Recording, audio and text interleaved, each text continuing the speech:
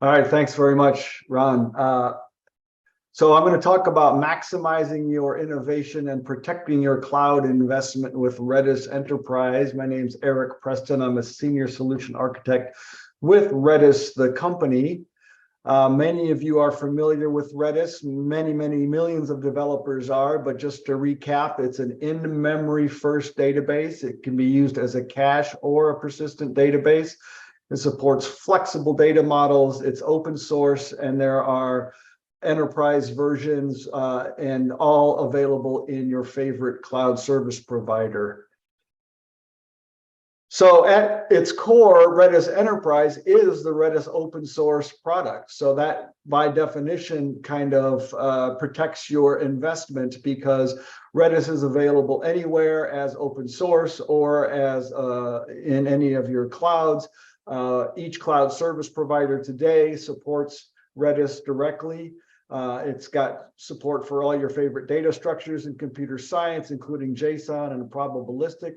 It's got great developer experience, Redis Insight, a GUI to manage and monitor your database, support for all your favorite programming languages from a client point of view, data processing engines for streaming and data integration, query and search, triggers and functions for doing work inside the database. And Redis Enterprise provides linear scalability up to hundreds of millions of operations per second, high availability up to the 5 nines that we talked about. We don't support 6 or more nines yet, but we will. But we'll talk about our strategy with multi-cloud that kind of helps with that. Durability, multi-tenancy, and security are other enterprise-grade capabilities. The thing about Redis that a lot of people don't understand or don't realize is that it's suited for lots of use cases, not just caching, but also session store and search and high-speed transactions, machine learning, real-time analytics, et cetera, et cetera. And so we're going to look at some of these cases. But just when you think about, I've got all these different use cases I need to deal with, you might think about Redis. And the beauty, again, of Redis is it's available anywhere and everywhere. So let's look at, I moved my window around. So let's look at the other thing that Redis has really come on strong with in the last couple of years is for AI and ML. And you can't get through a presentation today without talking about AI and ML. Redis has been used for years as an online feature store for really fast access to your feature store for things like fraud detection, for things like product discovery. It's also, got a vector database, and everybody's talking about Gen AI and talking about Chat GPT. Well, if you're gonna do some kind of in-house chat, customer relations, customer support system, you need a vector database. And where are you going to store those vectors, and how are you going to search against those vectors? Redis has a great story in terms of scalability, in terms of performance, and in terms of hybrid searches, where you can search not only your vectors, but metadata attributes on those vectors and combine them all into a single search result. With Redis Enterprise, talking about hybrid cloud and multi-cloud, this is our sweet spot here, right? You can install it on virtual machines. You can install it in any flavor of Kubernetes, GKE, AKS, EKS, and you can install and you can use it directly in our cloud managed service, which is Amazon, Azure, GCP, as well as Alibaba if you're in China. We had a customer, Ulta Beauty, who is actually a big GCP customer, but they started on-prem in VMs. They moved to hosted GCP version of Redis Enterprise to get their 5 nines availability. And it was basically a seamless transition because all they had to change was a username and a password. One of the big differentiators with Redis Enterprise is that it supports geo-distributed databases. And it supports it for 2 reasons. One is these databases are kept in sync with each other in light speed, literally, just moving data across the internet and storing it all in memory. So it's super fast.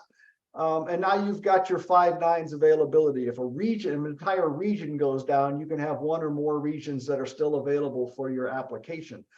The other thing it does is it provides local latency for your users. And so users in Europe are hitting the European region, users in North America, the North American region, and so on.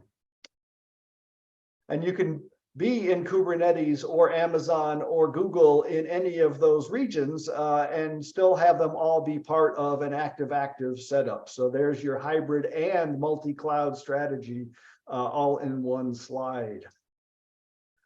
And since this talk was also talking about security, Redis Enterprise provides world-class security for your data. The database is secured with usernames and passwords and role-based access control, but it can also be secured with mutual TLS so that your client must provide a certificate before it can access the database, and of course, encrypt the data in transit. Data at rest is secured by encrypted cloud storage volumes. We're PCI certified if you need to store credit card information, and incoming connections can be controlled via VPC peering and a CIDR allow list. So that way you've really, sandboxed your database environment and only let specific applications on specific IP addresses and specific VPCs access your data. And then it's as secure as you can get. So I'm going to do a quick demo because I think it's easier to see how this all works in the multi-cloud environment than it is to just have me paste a bunch of slides around. So first I'm going to start with, I will switch over to Firefox because I'm also a multi-browser kind of person. And I'm just going to pick AWS, but you can do this from Azure. You can do this from GCP. You go to their respective marketplaces. I'm in the AWS marketplace. I search for Redis. And then the first thing that comes up is Redis Enterprise Cloud Flexible. It's a third-party service with Redis. It's a third-party service with Google GCP. It's a first-party service in Azure, but it's all the same product under the covers. It's exactly the same product. And so I click on that, and it tells me about Redis. I can view my purchase options. And when I want to set up my account, it gives me costs and prices. And these are kind of pay-as-you-go prices. You can get discounts if you go with an annual subscription. But I'm going to set up my account, and that actually takes me to the Redis UI. And from the Redis UI, I can log in with my Google account, or I can log in with single sign-on or email password. I'll log in with my Google account since I'm following on the coattails of the Google presentation. And from here, I can create a subscription. I can create a database. I'm going to not use my personal account for actually creating a subscription. So I'm going to switch back over to Chrome and go into my Redis subscription, where I can create a new subscription. And we have fixed plans, which give you a lower SLA, but they're really cheap and they're really easy to get started with. There's even a free version, but it's only 30 megabytes. That's not going to get you very far with a Redis database. The flexible plan gives you world-class Redis Enterprise capabilities, up to 5 nines availability, up to 200 million operations per second, scalable linearly, and starts at 88 cents an hour. I can pick any of my 3 cloud providers here. I'm going to pick AWS just because I have that demo already going, but it would be just as easy to do in Google or Azure. I pick a region. In this case, I'm actually going to pick a multi-region database because I want to show how easy it is to get 5 nines availability right out of the box. And it automatically picks 2 regions for me, but I can change those regions. I'm going to set up a subscription name, ePreston2. I'm going to pick Redis version 7.2, which is released out in last August, and it soon will be the only choice you have. I have to, unfortunately, pick a CIDR range for my VPC so that they don't overlap. And that's all I have to do. And I say continue. And now I create a database. I'll give it a name. I can specify memory up to terabytes if I want. I can specify ops per second up to millions of operations per second. I'll just leave the defaults for this. I can specify data persistence. Some people don't realize that Redis is a persistent, durable database. This allows me to, even if it's just used as a cache, to restore it if a region goes down or a node goes down. This allows me to store session information, store inventory information like Ulta Beauty does. They're storing product inventory information so they can have it updated in real time with their stores across the country. I can specify the protocol. I can specify the number of databases I want. It tells me what I've selected.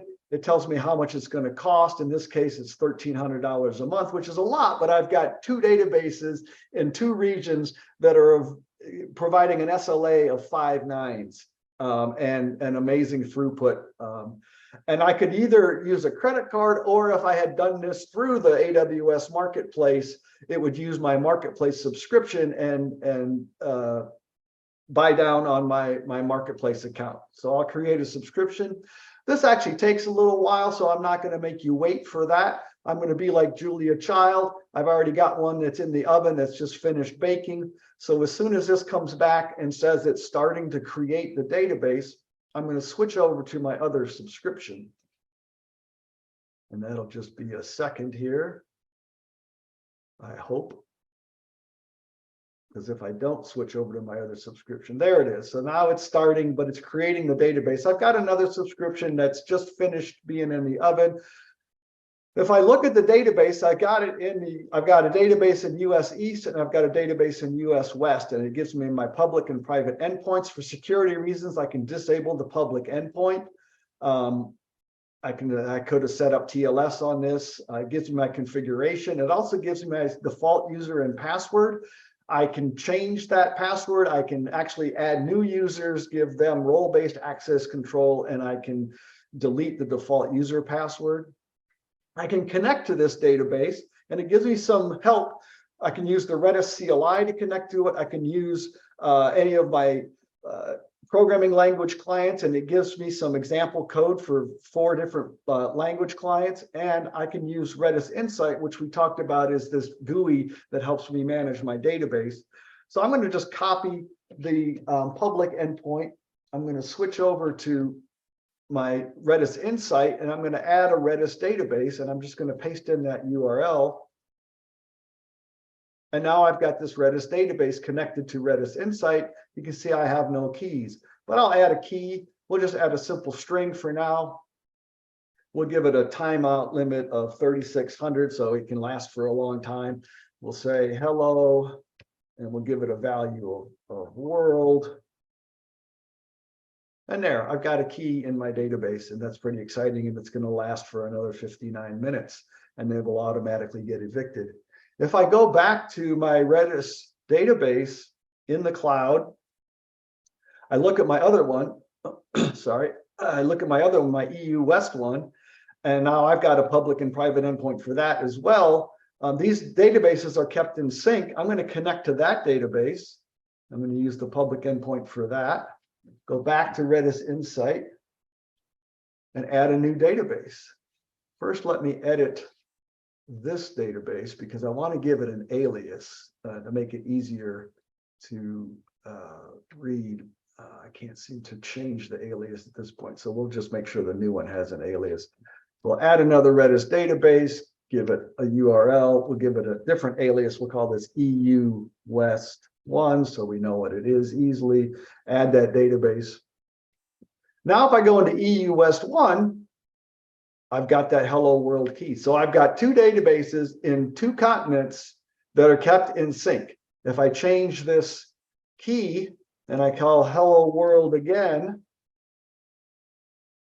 and that's the EU West database. If I go into my US East database, hello world is now updated to hello world again. And I'll just really quickly show a demo of an application that I built because I think a real live application is more fun. I've got a real simple shopping cart application. I log in as Eric. I have an empty cart, but if I go back to Redis Insight and look at my keys, I've got a session now, and that session is me. Now I'm storing the session as a string because it's a super simple application. Normally I would store other information like auth tokens in here. I'd store it as a JSON blob, but I'm just keeping it real simple. If I go back to my EU West database, I've got my session in there as well. And it's good for 35 more seconds unless I interact with the application. So let's add a couple of tomatoes to my cart.